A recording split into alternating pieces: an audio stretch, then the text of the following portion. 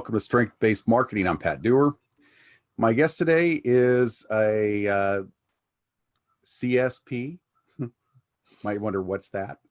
That's Certified Speaking Professional, training the automotive industry, which today's show will be fairly directed to that industry, except this. Any show you see, I would always be looking for what does apply? What can I use? What are the keys that are creating success for Tim Marvel? So Tim, thanks for being on the show. Thanks for having me. Yeah, it's good. So I really do want to know, what's your story? How'd you get to where you're at? So how'd I get to be one of 11 kids from Midwest town in Indiana to Dallas, Texas, entrepreneuring a technical aspect of training that not being a technical guy. So I did it by way of military. I was on a submarine for 4 years. Tried a few things in the industries, ended up in the auto industry where I've spent more than 30 years. Training across the country for many years, consulting. Several years ago, about 3 years ago, 3.5 years ago, I left the corporate side wanting to go out on my own and be a speaker. Not understanding that speaker meant a lot of different things. Because many times when we get in there and we say, I want to be a speaker, we're thinking I want to be on a platform 100% of the time. In reality is there's a lot of ways to deliver the same information. And I found that my key was the trainer, breakout session person. I was much more successful with that than I would be standing up in front of a room trying to disperse all my expertise to a group of people. But it's funny how I got here. You ask how I got here. While I was still in corporate, I was about 50 years old, and I said, I'm going to want to retire one day, and I don't want to depend on other people. So what could I do? So I devised a plan. I was going to create 100 videos a year for 6 years. I was going to write a book a year for 6 years. And I had started a blog, and I wanted 250,000 views on that blog. And I thought, then I can be an expert. Because my short, brief story was I went from high school to military, so there was no college in there. And I had to educate myself. I estimate that I wrote over 400,000 words putting those items together, the books and the blogs and so on. And I actually have 7 books. And where we are today with the state of everything, video is becoming more and more important. So to be able to create 600 videos and post them on YouTube really gave me that education. If you do anything 600 times, you ought to be pretty good at it, right? You would think, yeah. So about 1.5 years ago, I started changing my thinking a little bit, still on the idea of video is so important, but I wanted to do something that was advanced because everybody was taking these courses, and then you do the multiple choice questions, and then you go, you're certified. Congratulations. And you go, what did I really learn? As a trainer, my deal was, how do I know they really learned? Where's the accountability? So in creating the tool that we created a video aspect. In order for you to get certified, you have to answer the questions on the video. So you really have to be able to relate the information to what you do. Plus, we get to see whether you're apathetic, empathetic, or sympathetic. We get to see if you can use the words, tone, and body language to really express whatever it is that we're trying to get across. And you mentioned the auto industry. What I find is this is going to cross barriers. RV industry is one. Hospitality, banking, anybody that has processes. So we're really excited about it's coming together really well. Matter of fact, the websites are done. The apps are done on both iOS and Android. And we're just at a point where we're getting ready to start pushing it out in the industry and try to get some beta stores and really get it going. So, but we're excited. It's exactly where we wanted to be. That's beautiful. I look at that and I think, I would tell people like you, I've been teaching around the country as much as 200 times a year, which it sounds like you were doing at least that or more. And I would always have to say, raise your hand if you think, let me ask it right. Let me raise your hand if you would agree with me that I can't change you in 6 hours. Oh, 100%. Let me raise both hands. You know what I'm saying? Is Oh, that I absolutely. would at first, and a lot of times I would start to say, how do I say this? If you would agree with me that and I just went, look, information is not power. Oh, right. It's the application of the information that is powerful. And so, what I love about what you're doing, Tim, is that you're taking a longer approach. Mm-hmm. And the reality is that one go through doesn't change anything.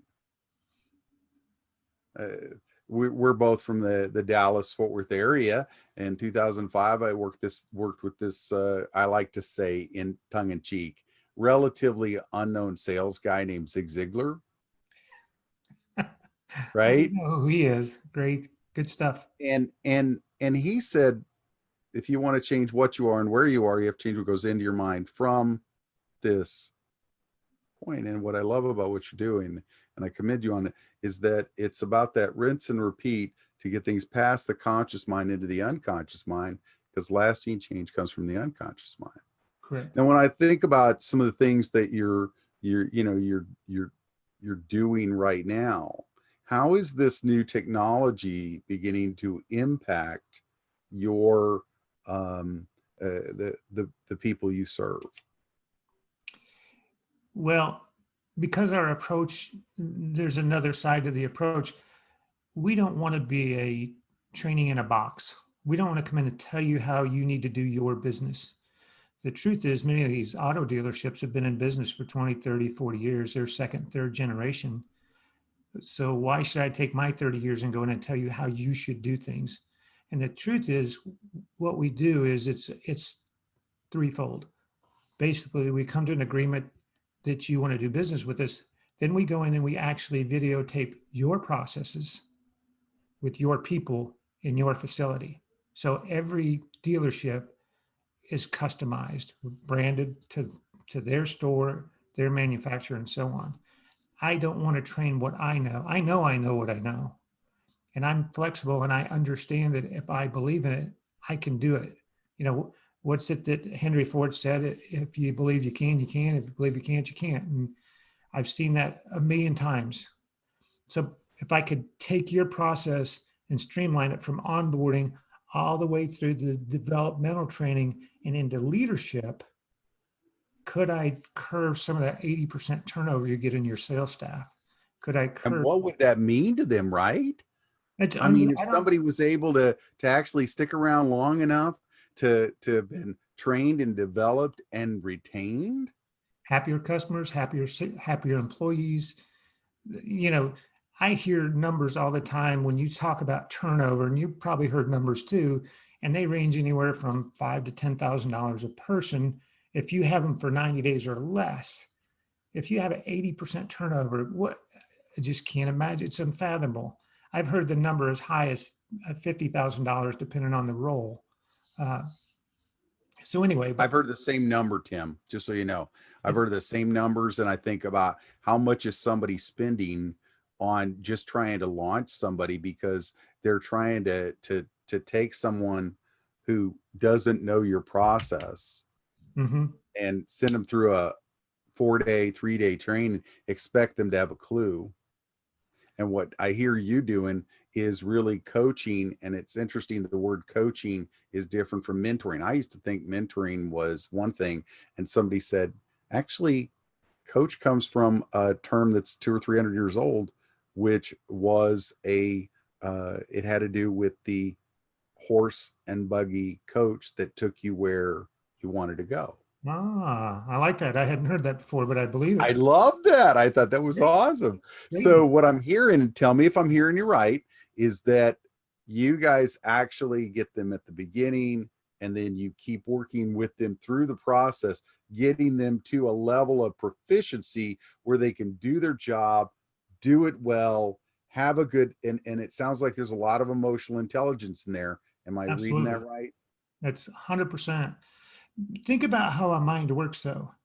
If you're a manager, let's say you've worked yourself up and you're a general manager of a store, you've done that a lot on your very own instincts of going in, and you've learned a process the way that you did it.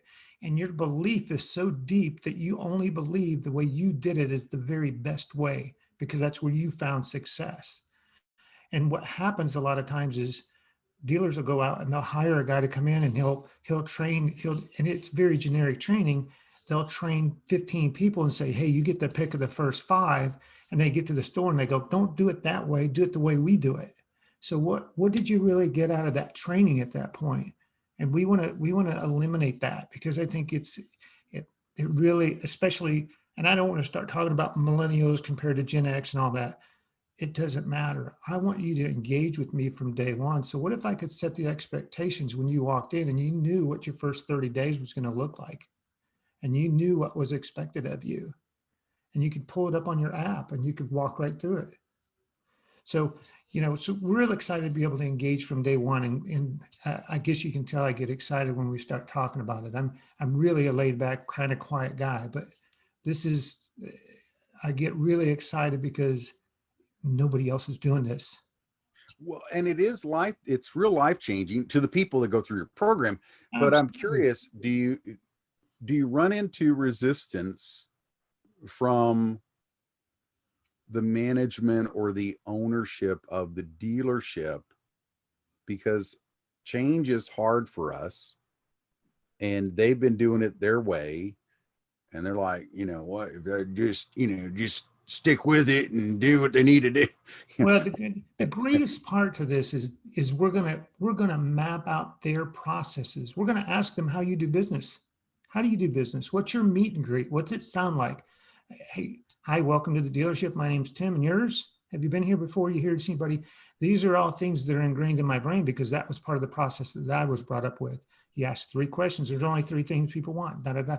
So, but if I take and think about this, think you own the dealership, and I walk in and I say, how do you want to do business?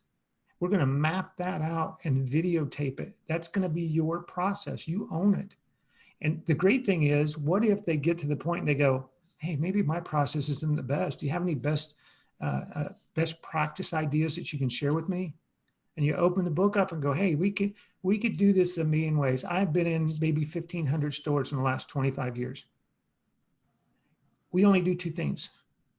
We sell cars and we fix them. The funny thing is, I couldn't go to any two stores that do business exactly the same way because it boils down to personality. So if I could map out your process, your personality, and your processes, and just deliver exactly what you do. See, I don't want to be okay. I'm getting older. I don't want to keep getting on airplanes. I want to be able to deliver that. And I told you there were several steps to it. So we go in and map everything out. Then we videotape and take the still shots, put it all together. And then a couple of weeks later, we come back and we actually train the managers on delivering their process. We give them think about this.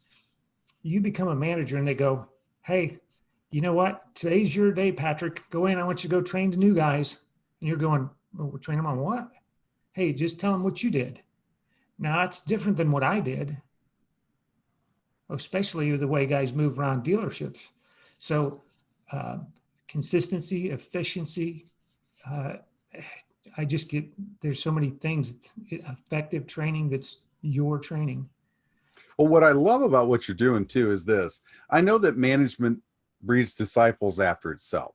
Right. It replicates itself in its people. It's going to do that whether you want it or not. That's what's going to happen. Well, what you just did is you said, how about if we speed that process up and make it more consistent? Let's take all of the excuses out.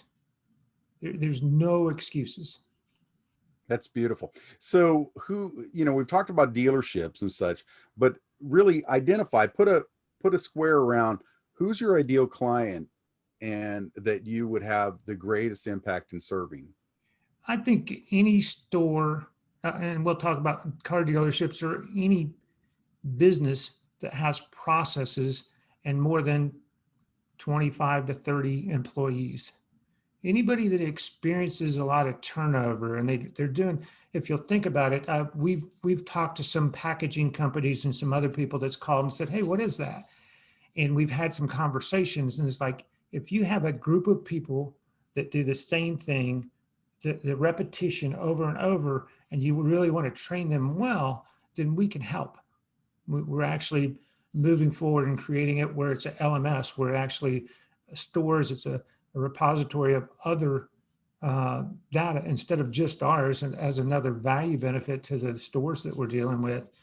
So we're really excited. So I would say 25 employees and up, if you're repeating what you're doing in any sales industry, how much of a need is there? And I'm going to ask you this for EQ or for that emotional quotient, how much need is there?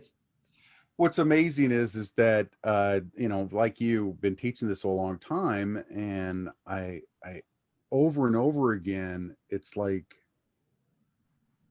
people need to understand some basics Mm-hmm. around other people.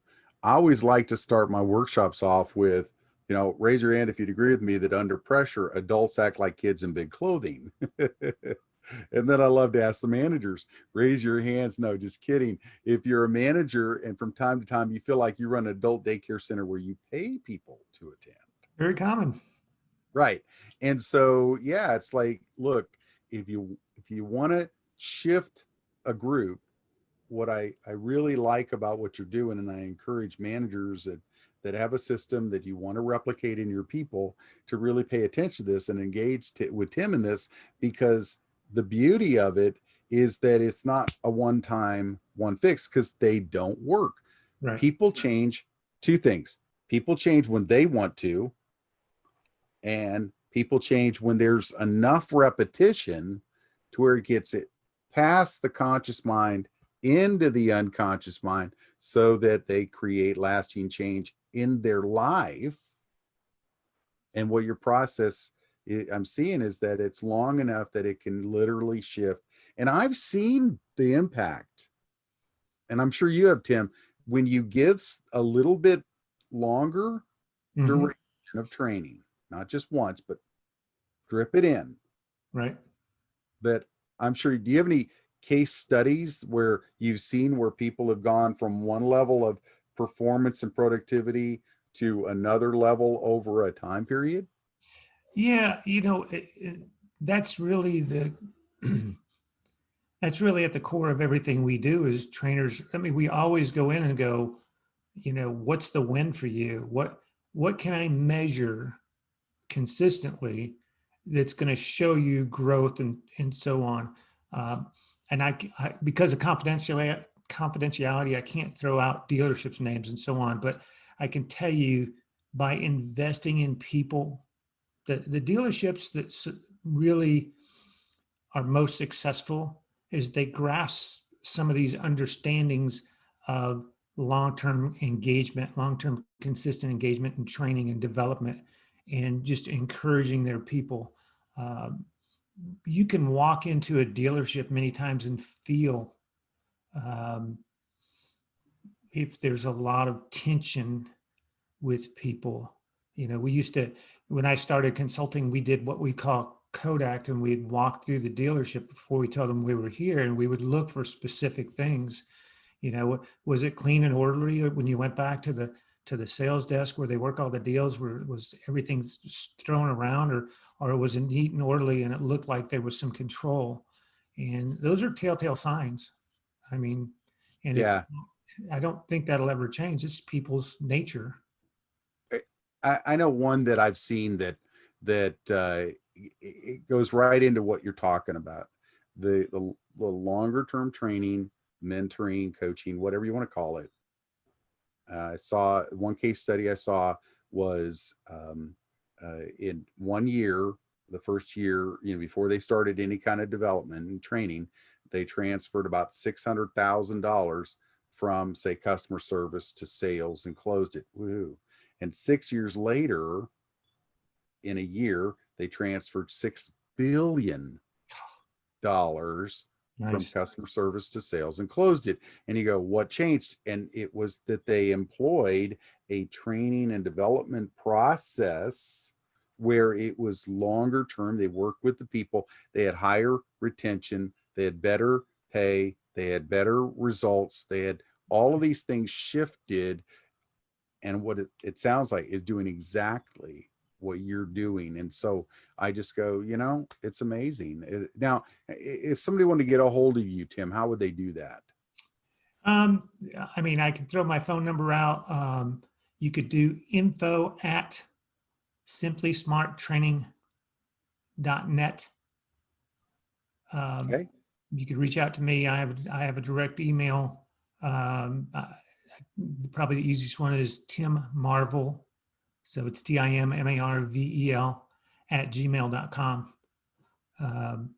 And your phone number is on the screen. My phone number's on the screen.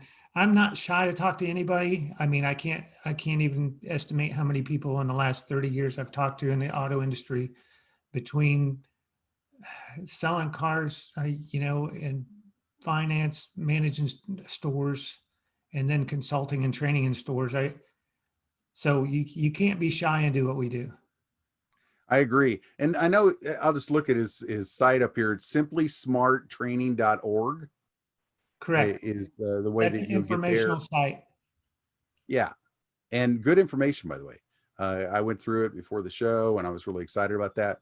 Um, as we close the show here, Tim, any last words about what someone should be looking for to see if you'd even be a benefit to them? Well, I'm happy to talk to anybody.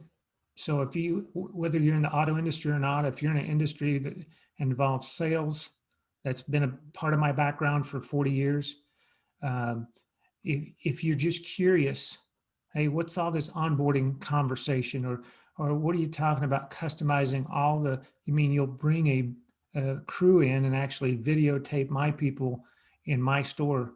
Absolutely. We can have that conversation and clear out. And like I said, I am not worried to step outside of the auto industry, because as you know, the biggest difference going from one industry to another, a lot of times, is terminology. The brain doesn't change when you go. It's still about words, tone, and body language. It's still about if you're apathetic or empathetic. I mean, those are people traits. So just reach out to me. Happy to share. I have a co-founder. I can't help. I got to throw his name out there, Mark Harold, because he's really the technical side that helped me put this all together, because it wouldn't be here if we didn't work together. Excellent. Thank you so much, Tim. Thanks for doing the show. And folks, if you're in that industry of selling, of serving, of growing either people or your company, and you want to learn more, then reach out to Tim.